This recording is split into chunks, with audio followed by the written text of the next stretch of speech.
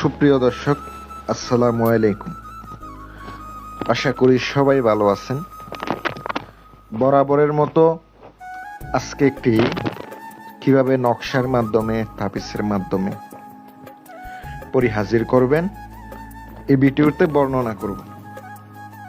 মনোযোগ সহকারে, ধৈর্য সহকারে আজকের ভিডিওটা দেখতে থাকুন।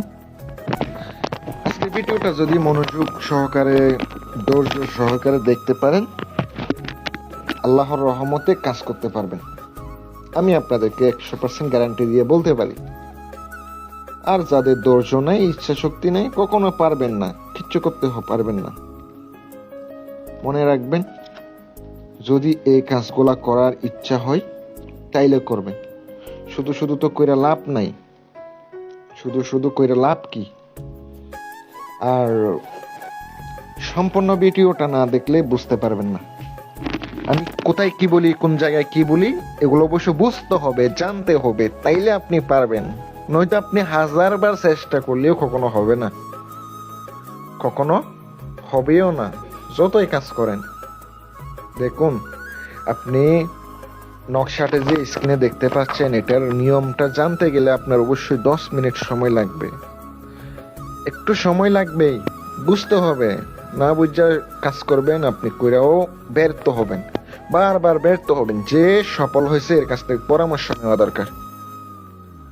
আপনি এই ধরনের যারা লোক আছে, সাধন করছে, যারা কাজ করতেছে, এই তাদের কাছ থেকে আপনি পরামর্শ নেবেন। তাইলে আপনি যে কোনো কাজে ফলাফল পাইবেন ইনশাল্লাহ। কথা বলতেছি, শোনেন। নকশাটি দেখতে পাচ্ছেন, ওই নকশাটিরে কি করতে হবে? আপনাকে নকশাটি বুঝপত্রের উপরে লিখিত হবে 3টা। বুঝপাতার উপরে কি দিয়া? জাফরানের কালি দ্বারা। ওখানে কলম দিয়ে লিখার সিস্টেম নাই, লিখতে গেলে ওটা অনেক কঠিন, লেখা যায় না। আপনি জাফরানের কালি দ্বারা যদি বুঝপত্রে লিখেন, তাইলে খুব তাড়াতাড়ি আপনি লিখতে পারবেন, সহজে লিখতে পারবেন নকশাটি। লিখা শেষ। এবার আপনি নকশাটি একটা নিজের ডান হাতে ব্যবহার করবেন, অথবা মেয়ে হলে বাম হাতে ব্যবহার করবেন। তারপরে আপনি নকশা আরেকটি যেখানে কাজ করবেন ওখানে পুঁতে দিবেন।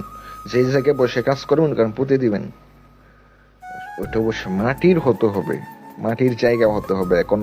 এখন তো সব জায়গায় পাকা করা হইলে হবে না।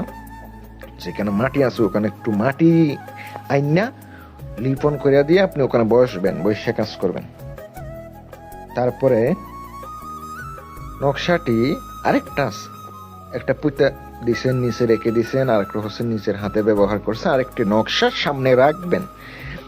আপনার সামনে আরেকটি নকশা রেখে আগরবাতি, ধূপ, মোমবাতি ওলা জ্বালাবেন। দুই পাশে জ্বালানোর পরে ওম নম হাপসি গুরু দোহাই পরিহাজির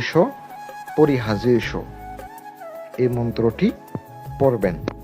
মন্ত্রটি আপনারা অবশ্যই, এটা বইলা দিছি, এটা পড়ে নেবেন। ফইরা আপনি ফুঁক দেবেন, মুখস্থ করে নেবেন। ফুঁক দেওয়ার পরে একবার পরে একটা ফুঁক, আরেকবার পরে আরেকটা ফুঁক দিবেন।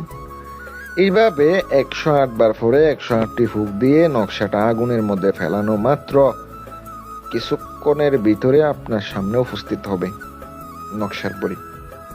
দেখেন, এটা যদি আপনি করেন, বাতিনি শক্তি, রোহানি শক্তি দরকার হয়, অনেক সময় হয় না, ট্রাই করতে পারেন ইনশাল্লাহ। অনুমতি সবাই দিয়া দিমু, ভিডিও শেয়ার করে দিবেন, অটোমেটিক অনুমতি হয়ে যাবে ইনশাল্লাহ। কমেন্ট বক্সে একটা কমেন্ট করবেন। আসসালামু আলাইকুম ওয়া রাহমাতুল্লাহ।